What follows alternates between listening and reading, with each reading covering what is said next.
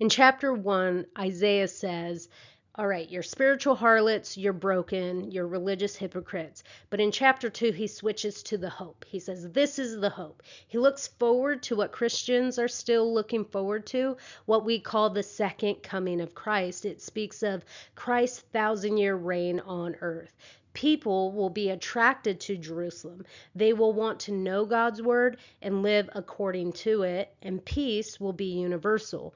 In verse 5, Isaiah calls for the reader to walk in the light of the Lord. He's saying, this is where we're headed. This is what it's all about. This is why we exist.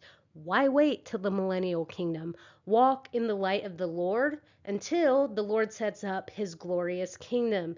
In verses 6 through 9, Isaiah describes their present condition. The people had become like the pagan nations around them.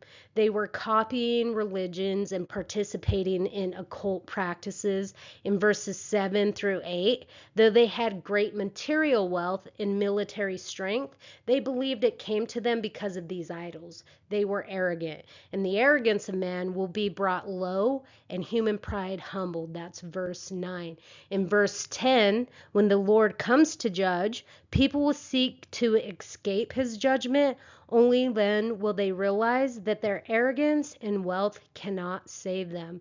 In verse 12, things we consider important will be invaluable. Things we thought were insignificant will be highly valued. Verses 13 through 19, the things that we stand in awe of, like trees, mountains, great commercial cities, great military strength, all will be humbled. Everything man arrogantly thought was permanent will be swept away, so that the Lord alone will be exalted. In verses 20 through 21, they'll try to take their things with them.